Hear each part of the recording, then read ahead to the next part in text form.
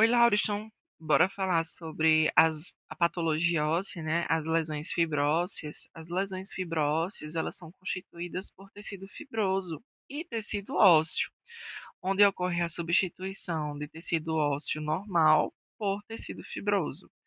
Então, a gente vai ver que existem grupos de diversos processos que são caracterizados pela substituição do osso normal pelo tecido fibroso, contendo um material mineralizado que ele vai ser recém-formado.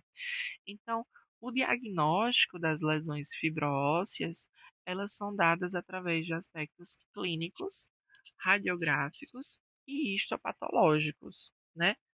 Já nessa displasia fibrosa, a gente vai ver que ela vem acompanhada de uma displasia fibrosa, uma displasia óssea, uma displasia, um fibroma ossificante, né? A displasia fibrosa, por exemplo, ela é caracterizada pela substituição do osso normal pela proliferação excessiva de tecido conjuntivo fibroso celular entremeado por trabéculas ósseas irregulares. A etiologia da displasia fibrosa, ela ainda é desconhecida, mas ela pode estar associada a uma mutação nos genes guinais 1. E essa mutação ocorre alterações nos osteoblastos, nas células endócrinas e até mesmo nas células melanocíticas, ou seja, nos melanócitos. Então, resumindo, a gente vai ter alterações nos osteoblastos, melanócitos e células endócrinas. Essa mutação, ela pode ser vinda de origem embrionária ou após o nascimento. 90% dessas lesões, elas podem ser monostóticas, mas elas também podem ser poliostóticas, né? A monostótica, nessa displasia fibrótica, os ossos maxilares, eles são os locais mais acometidos, diagnosticados geralmente durante a segunda década de vida e não tem predileção por sexo, né? A gente fixa que a maxila, ela é o local mais envolvido do que em comparação com a mandíbula. Então, clinicamente, a gente vai ver uma tumefação indolor de crescimento lento e quando a gente apalpa, ela é dura. Além disso, a gente ainda vai conseguir observar clinicamente o apagamento do suco nasogeniano.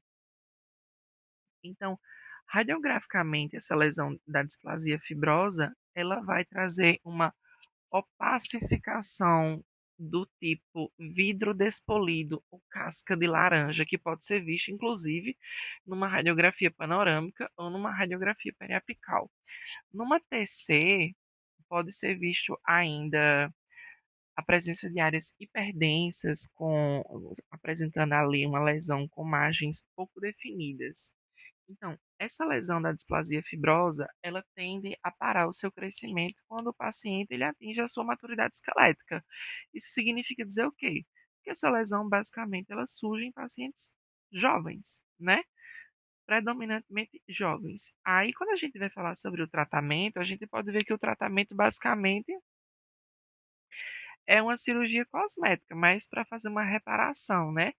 Porque a lesão, ela não é completamente removida. Porque a gente vai ver um pouco mais para frente que essa lesão ela tem uma aderência muito grande com o osso saudável, né? Então, nesse caso aqui, só ocorre um tratamento para fazer com que haja um processo de modelação. Bem, a gente falou até agora sobre a monostótica. Agora, bora falar sobre a poliostótica. A poliostótica, né, dessa displasia fibrótica, ela é um envolvimento ali onde tem um envolvimento de pelo menos duas estruturas ósseas, ou mais, né? Podem aí fazer um comprometimento de cerca de 75% do esqueleto. E essa poliostótica, ela tem uma predileção pelo sexo feminino. Quando a gente estava falando sobre a monostótica, a gente pôde observar que a monostótica ela não tem predileção por sexo, o que é completamente diferente da poliostótica. A poliostótica ela já tem predileção pelo sexo feminino, né? E aí quando ela resulta em quando ela acomete vários ossos, principalmente os ossos craniofaciais, elas vão dando origem ali a uma lesão que a gente chama de uma lesão craniofacial, onde radiograficamente, se a gente for tirar uma radiografia da região proximal do fêmur, a gente vai ver uma deformidade, né, que popularmente a gente pode chamar essa deformidade de cajado de pastor. Além disso, a gente pode ver ainda algumas síndromes que podem estar relacionadas, né, com a displasia fibrosa poliostótica, como a síndrome de Jaffe, que são pigmentações, né, pigmentações café com leite, que tem ali as bordas bem irregulares. A gente ainda tem a possibilidade do desenvolvimento da síndrome de McCurney, que são também pigmentações café com leite, associado a endocrinopatias, e essas endocrinopatias desenvolvem no paciente ali uma precocidade sexual, o aparecimento de pelos, o aparecimento de mamas, hipertireoidismo, adenoma pituitário, né? Então, no histopatológico dessa displasia fibrótica, a gente vai observar trabéculas irregulares de osso imaturo, que não estão conectadas, né? Em formato de C ou de S, que geralmente vai estar muito semelhante ao alfabeto em chinês, e aí a gente pode observar que o osso lesionado, ele se funde, ele se adere firmemente ao osso normal, e é justamente esse o motivo pelo qual a lesão, ela não pode ser completamente removida, porque ela está acoplada basicamente ao osso saudável.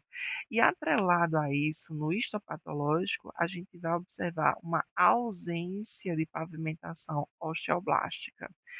Agora, nesse momento, a gente começa a falar sobre a displasia óssea, né, que é outro tipo de patologia fibroóssea. A displasia óssea, ela também acomete os ossos maxilares. E ela tem como origem as áreas proximais do ligamento periodontal, dando ali o que a gente chama de um efeito extraligamentar, né? Clinicamente e radiograficamente, essa displasia óssea, ela pode ser subclassificada em três categorias, onde a gente pode ver uma displasia óssea focal, periapical ou florida. Quando a gente for falar sobre a displasia óssea focal, o próprio nome está falando, né? Ela é focal. Então, a gente pode observar que um único osso é acometido. Geralmente, essa focal, ela acomete mulheres que estejam ali entre os 30 e 40 anos de idade, sejam mulheres brancas, né? E aí essa lesão ela vai se encontrar localmente na região posterior da mandíbula. Radiograficamente, a gente pode observar que ela é completamente radiolúcida, ou seja, é uma lesão completamente enegrecida, e ela também pode apresentar características de ser densamente radiopaca. Isso vai acontecer porque o osso ele pode se remodelar e voltar à sua aparência normal. O diagnóstico diferencial para essa displasia óssea focal é o cisto periodontal lateral e o ameloblastoma, que vai ser outra temática que nós iremos discutir no próximo podcast. A displasia óssea periapical, ela é bem facilzinha da gente conseguir compreender. Ela acomete geralmente a região anterior dos dentes anteriores, né? Incisivos centrais, laterais, na região de mandíbula, acometendo mulheres também que estejam ali entre os 30 e 50 anos de idade, que estejam próximas ao período da menopausa. E 70% desses acometimentos dessa lesão, os estudos demonstram que 70% dessas mulheres elas são melanodermas que são acometidas por essa lesão, né? E a gente pode ver que esses dentes anteriores da mandíbula que foram acometidos por essa displasia periapical são dentes que estão completamente íntegros e vitais. Raramente eles vão apresentar uma restauração extensa, uma cárie extensa, né? Ela, inclusive, é uma condição assintomática, onde não existe expansão óssea, é uma lesão autolimitante, né? Na radiografia, a gente pode ver estruturas radiolúcidas ou radiopacas, né? Que lá na região apical desses dentes, na radiografia, a gente pode ver flocos de algodão. O diagnóstico diferencial dessa lesão pode ser o cisto radicular, né, pela semelhança. E aí, para que a gente consiga elucidar se é uma patologia oriunda de uma displasia ou se é uma patologia oriunda de lesões perirradiculares, a gente faz um teste de vitalidade pulpar, né? Além de observar a integridade da lâmina dura. Se tiver alguma destruição da lâmina dura ou a própria ausência da lâmina dura no dente, a gente pode entender que essa lesão, ela basicamente, ela vem originada ali de uma bactéria, né? Tá tendo ali um desenvolvimento, inclusive, de um canal, né? Agora, se a gente fizer esse teste de vitalidade pulpar, a gente pode observar também se existe ali a presença de doenças perirradiculares, mas geralmente o dente com displasia fibrosa periapical, ele tem a lâmina dura íntegra e ele está completamente vivo, né?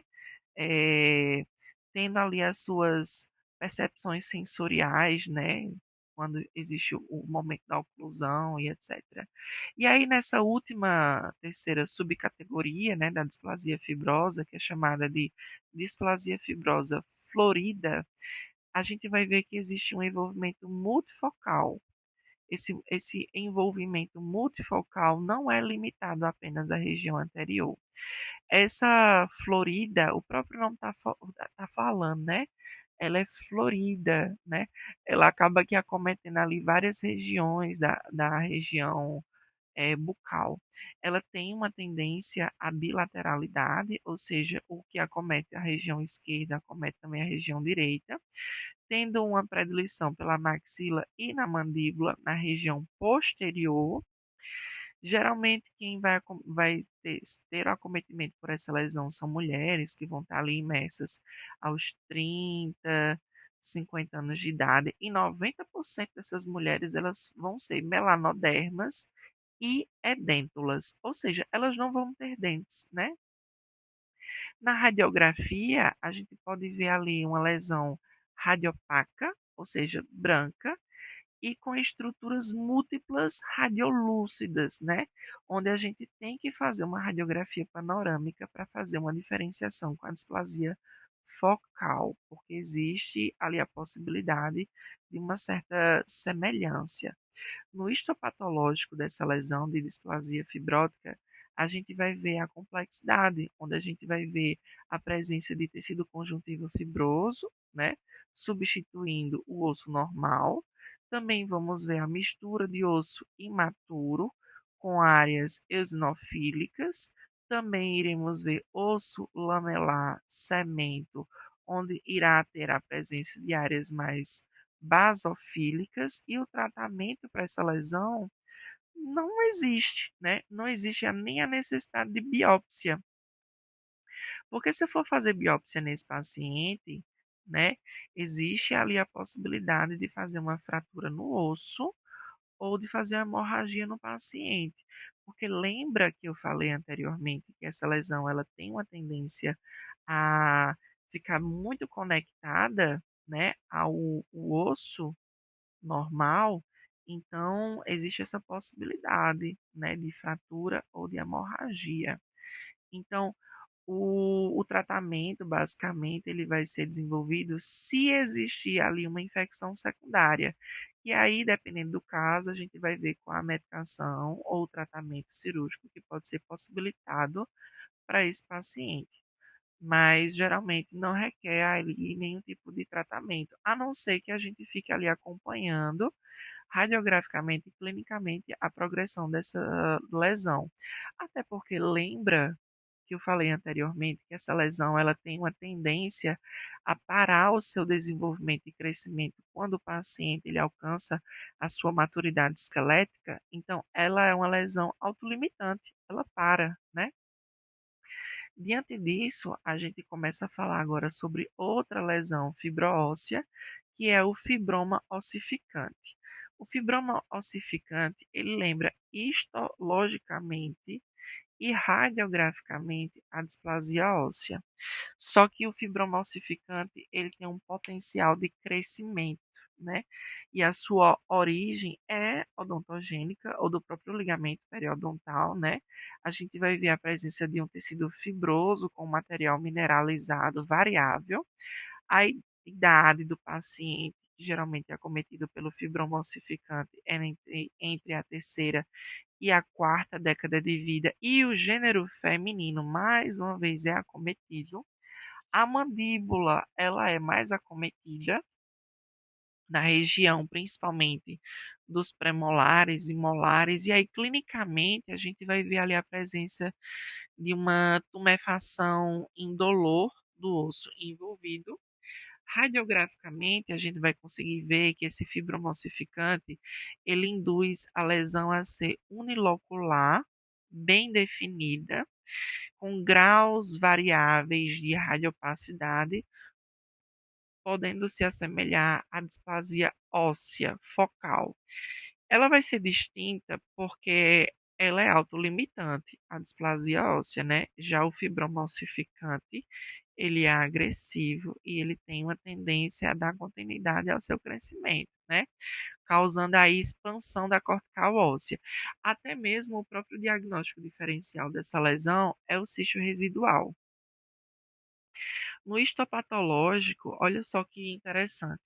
No histopatológico, a gente vai ver a presença de tecido fibroso, que contém material mineralizado, trabéculas de osso imaturo, presença de pavimentação osteoblástica, pequenas estruturas também arredondadas, basofílicas, e nas periferias a gente vai ver bordas semelhantes a escovas. Aí a gente começa a ver que o tratamento dele já pode ser um pouco mais efetivo, porque existe a possibilidade do cirurgião dentista desenvolver ali um processo que é chamado de enucleação do tumor, porque é mais fácil de remover esse fibroma ossificante, porque ele não está grudado ao osso normal, ao osso saudável. Então, ele pode ser removido sem que haja grandes prejuízos, como a tendência à fratura óssea ou até mesmo uma hemorragia. Associado a isso que eu estou falando para vocês, existe o fibroma ossificante juvenil, que esse fibroma ossificante juvenil, ele acomete predominantemente pacientes mais jovens, né? Pacientes ali entre 10 e 22 anos, né? E diante disso, a gente vai ver que esse fibroma ossificante juvenil, ele é classificado em duas categorias. A gente vai ver o trabecular e o pseudomatoide. O trabecular, ele acomete pacientes jovens entre 10 a 11 anos de idade. Já o pseudomatoide, ele acomete indivíduos um pouco mais velhos, entre os 22 anos de idade. A gente vai ver que clinicamente a maxila, ela é muito mais envolvida do que a mandíbula. Aí, clinicamente, a gente vai ver um crescimento lento, bem circunscrito, ocorre expansão da cortical óssea, né? Existe uma área de assimetria extremamente evidente no paciente, e esse fibroma ossificante juvenil, ele não tem predileção por sexo. Isso significa dizer o quê? Que ele tanto pode acometer o gênero feminino, como o gênero masculino, que é totalmente diferente do fibroma ossificante, que a gente viu que ele tem uma predileçãozinha pelo gênero feminino. No histopatológico, a gente vai ter dois tipos de histopatológicos, porque a gente vai ter duas, né? Duas categorias referentes ao fibroma ossificante juvenil. O trabecular, a gente vai ver a presença de cordões irregulares de osteoides, que são altamente celularizados, contendo osteócitos volumosos e irregulares, que são frequentemente cobertos por uma camada de osteoblastos volumosos. A gente vai ver ali frequentemente na histologia uma camada de osteoblastos volumosos circundando a lesão, além, claramente, né, dos cordões irregulares de osteoides que vão ser altamente celularizados, onde ainda vai ter a presença de osteócitos volumosos e irregulares. Já no pseudomatoide, a gente vai ver a presença de ossículos esféricos que variam de tamanho, podendo ser redondo, oval, concêntrico, né? Podendo ser encontrados de maneira basofílica e em bordas de escova. Outra lesão é a lesão central das células gigantes, né? Onde a gente vai ver a proliferação benigna dos fibroblastos e células gigantes nucleares, onde a gente vai ver que ele vai estar em uma ampla faixa etária, acometendo ali pessoas que têm ali entre 2 a 80 anos de idade. Essa lesão, né, essa lesão central das células gigantes, a maioria acomete ali o gênero feminino. Cerca de 70% vai acometer a mandíbula, principalmente na região anterior da mandíbula. Essa lesão, como ela tem uma tendência, né, a ser expansiva, ela acaba que cruzando a linha média da mandíbula, né? Então, essa lesão, essa lesão central das células gigantes, ela pode apresentar duas características, uma não agressiva e outra agressiva.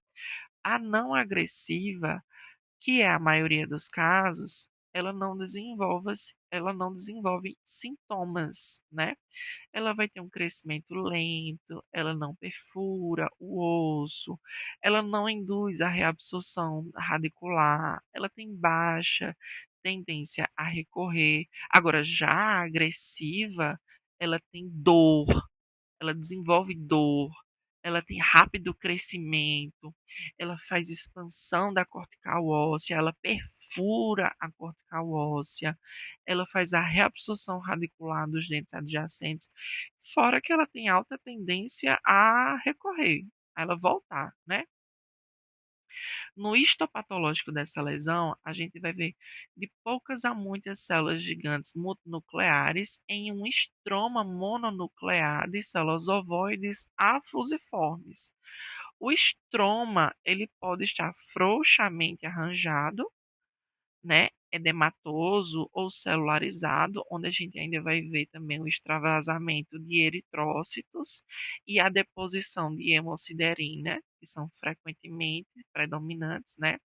O osso neoformado ou formação de osteoides também pode estar presentes nessa lesão.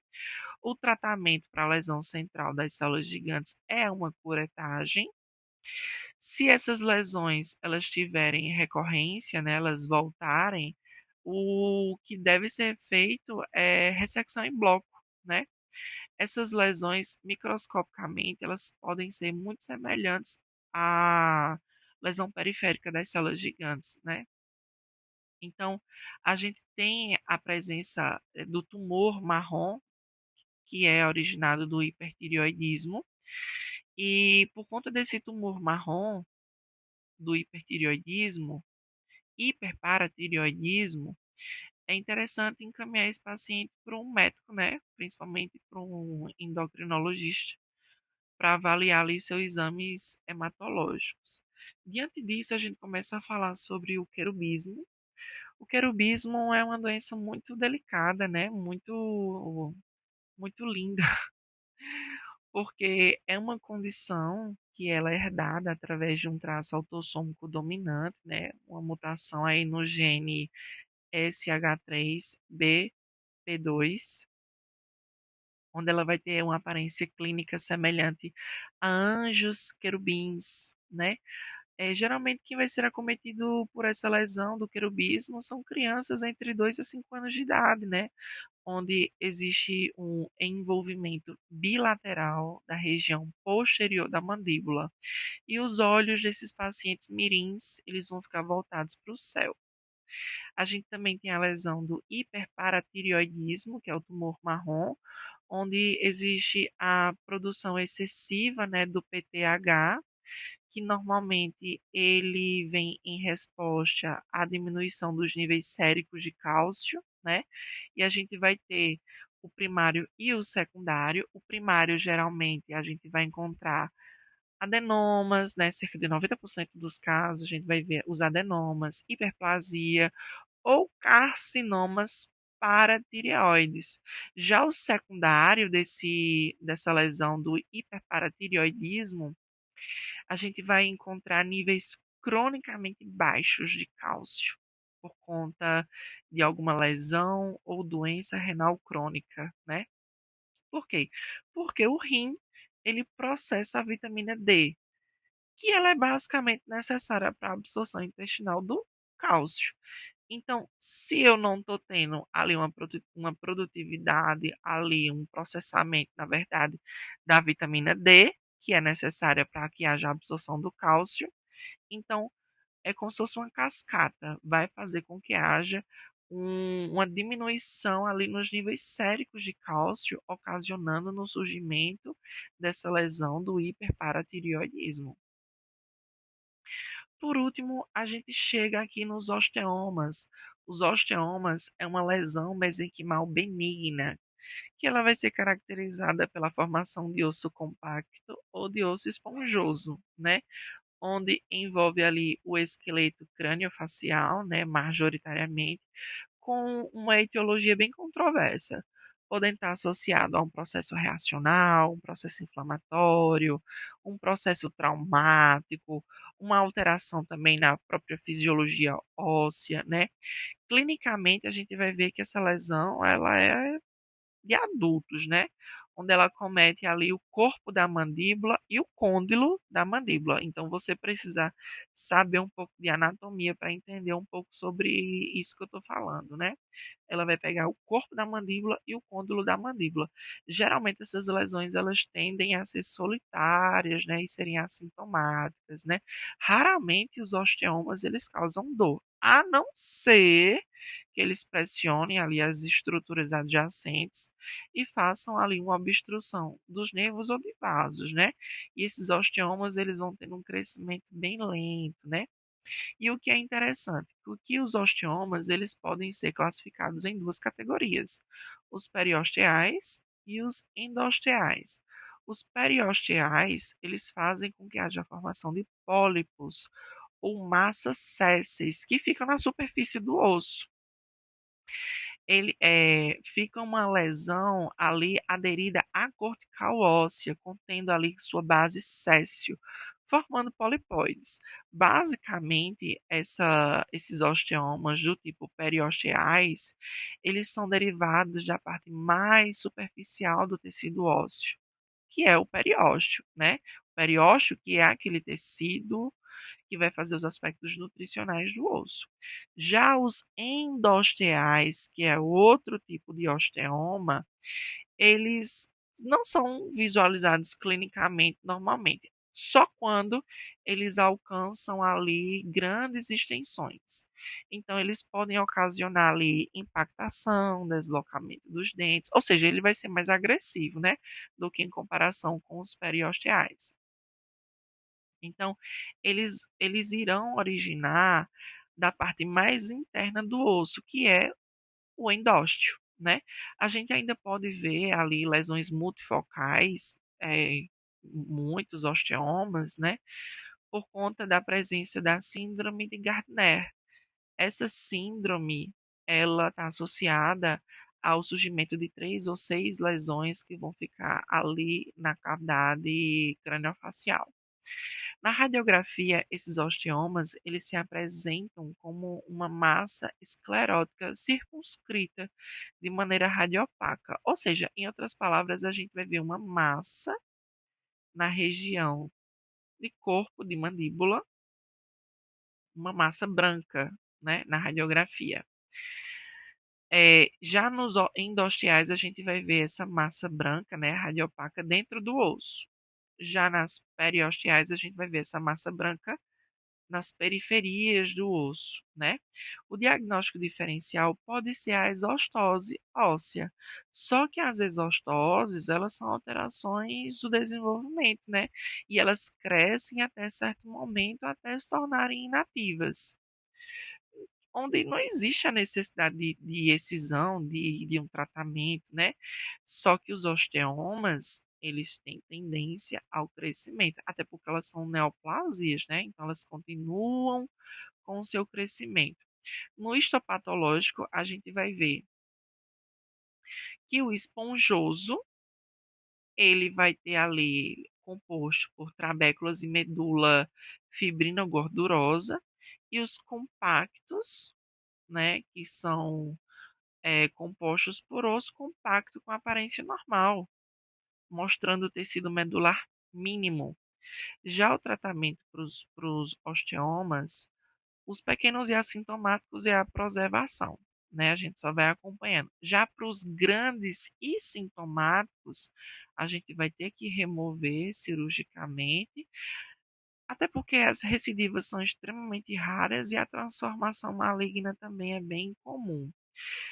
A gente agora começa a falar sobre a síndrome de Gardner, que é uma síndrome que está associada, né, aos osteomas, que eu até falei anteriormente, que essa síndrome ela está associada ao paciente que tem vários osteomas. Então, o que é essa síndrome de Gardner? É uma variação na polipose adenomatosa familiar, que é basicamente um traço autossômico dominante de alta penetrância, onde existe ali história familiar da doença. A síndrome, ela se refere basicamente a manifestações extraintestinais e ela é causada justamente por uma mutação no gene polipose adenomatosa coli, que pode ser abreviado por APC. E essa doença, né, essa síndrome, na verdade, ela tem uma tríade dessa polipose familiar, onde o paciente ele desenvolve osteomas múltiplos, tumores de pele e até mesmo o desenvolvimento de tecidos moles, né? Nas características clínicas, ele acomete tendo um desenvolvimento inicial na infância e na adolescência, sem predileção por sexo, tanto homens como mulheres eles podem ser acometidos. Os pólipos coloretais, geralmente eles são assintomáticos, mas eles podem causar uma diarreia, uma constipação, um sangramento retal, uma anemia, uma dor abdominal. E é importante falar que eles são adenomatosos, ou seja, se eles não forem tratados, né, eles podem apresentar graus de displasia e atingir carcinomas invasivos, né? Então, na cavidade oral, a gente vai ver que essa síndrome, ela desenvolve osteomas múltiplos entre 3 a 6 lesões, além dos odontomas, que são tumores, além de dentes supranumerários e impactados. Ah, mas o que é um dente supranumerário? É o paciente que tem mais dentes do que o normal, do que o esperado, na verdade, e que inclusive estão impactados dentro da gengiva. Então, a presença dos achados ósseos dentários anormais, eles devem servir de alerta para o cirurgião dentista, né?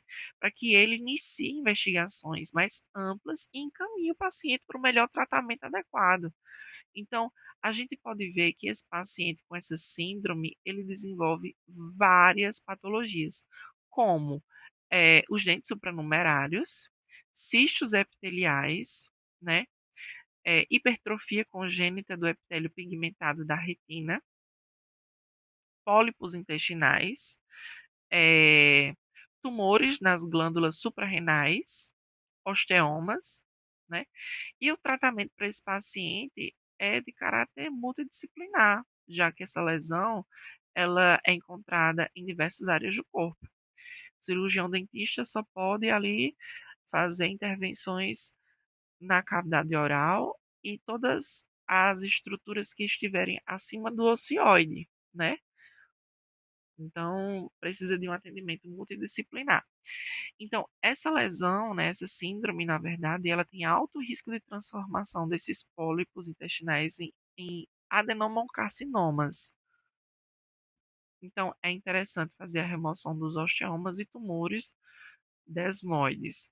Também é interessante fazer a exodontia dos dentes impactados, supranumerários e os odontomas para que o paciente ele seja acometido por uma melhor qualidade de vida. Eu espero que vocês tenham gostado de entender um pouquinho mais sobre a patologia óssea, principalmente essas patologias fibroósseas. Compartilhem com o pessoal, né? Compartilhe com o pessoal, principalmente da odontologia. Espero que vocês tenham gostado. Esse foi meu primeiro podcast aqui no Spotify. Então, um abração para vocês aí. Espero que ajude vocês nos estudos. Abração.